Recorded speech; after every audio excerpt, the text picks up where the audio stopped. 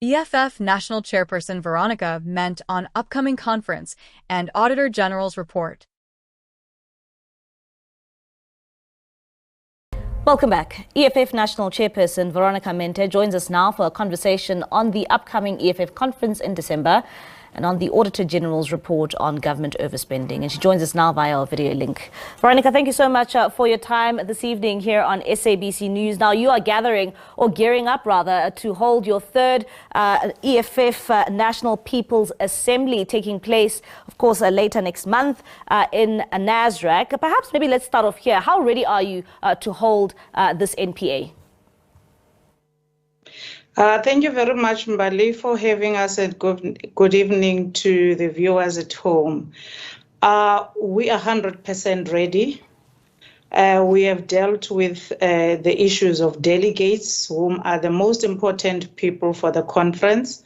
We just in the past weekend, we had been embarking on the provincial general assemblies. That was to test the ground and see if we can touch and feel our delegates and register them. At a provincial level, what is left now is that they will only come on the 12th to collect their accreditation.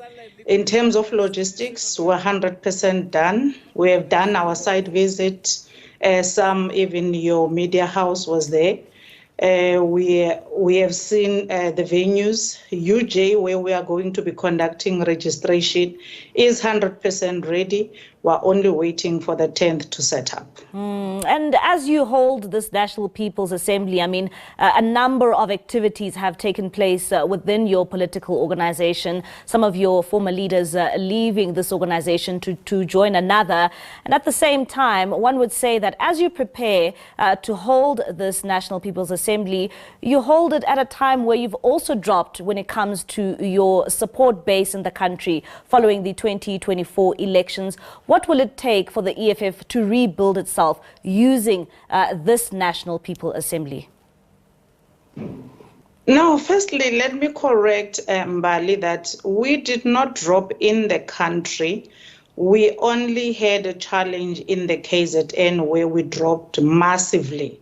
That we agree, we had problems in KZN, but also the problems of KZN now, looking at the people that you are indicating that they've left the organization, it gives a lot of questions as to what was actually the intention of not working the ground properly, because there were indicators, just like the president have indicated in some of the interviews, that there were some indications that something is terribly wrong in the KZN, to a point where we had to change the deployee and official that was deployed there to another province and bring someone else. But unfortunately, it was right on the eve of the elections, and we could not recoup what we have lost in terms of the ground in the KZN. But in terms of the entire country, we're doing very well. We hung Northern Cape. In Eastern Cape, we grew almost 70%. Mpumalanga, we have grown. In other provinces, we have grown in all of them except for Free State, Free State and the Western Cape, where we maintained the numbers that we had in the previous term of administration. So we are not doing bad at all. We are very good on the ground. We are recouping the lost ground in the KZN.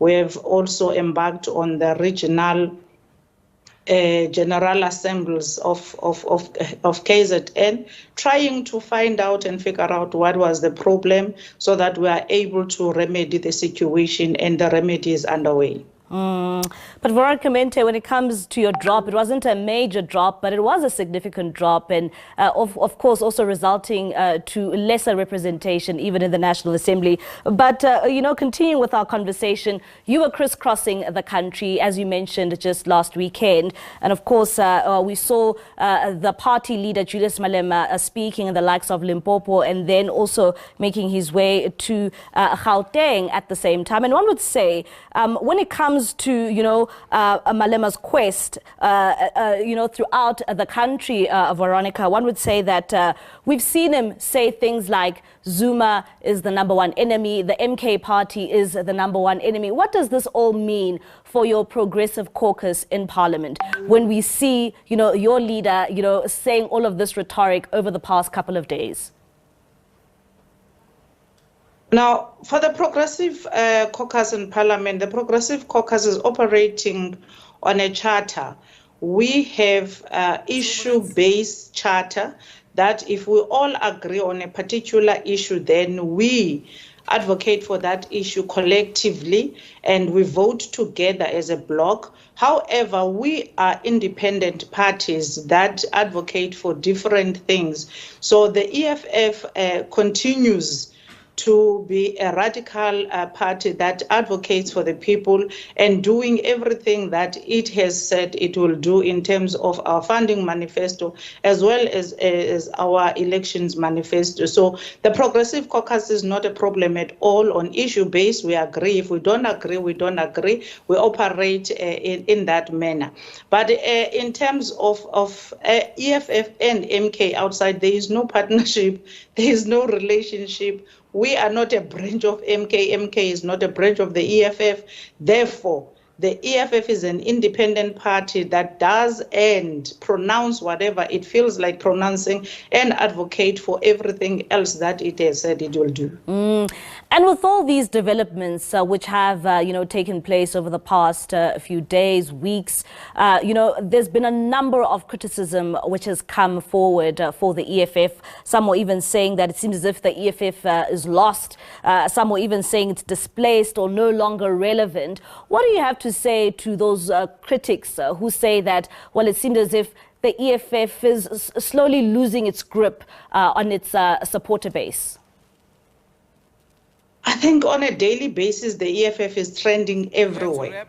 Whether you go to Parliament, the EFF has a bigger voice and has a portion that it has taken in terms of Parliament. And in terms of arguments of Parliament, every time the EFF is taking a stage, everyone understands that the EFF has taken a stage. Even the media itself, wherever you go, all the platforms, the EFF is top trends everywhere. So I don't understand when the people are saying, no, EFF is losing ground, and EFF has not lost any ground. We are still winning the campuses. We just won an award in Free State, and we are on the ground. We're continuing. The PGAs were actually a demonstration that the EFF is alive. The EFF is still as healthy as it was. We just had a huge march now in Gauteng, marching to the Constitutional Court on the issue of Phala Phala. So that if that is not demonstration enough that the EFF's life is healthier than it was before, then we do not know what people are looking for or what is the definition of a healthy organization, because in our standards, the EFF is stronger than ever. All right, Veronica, thank you so much for your time. That is Veronica Mente. She is the EFF's national chairperson there, just giving us an insight in terms of the plans which are underway to hold the party's third National People's Assembly, and that will be taking place in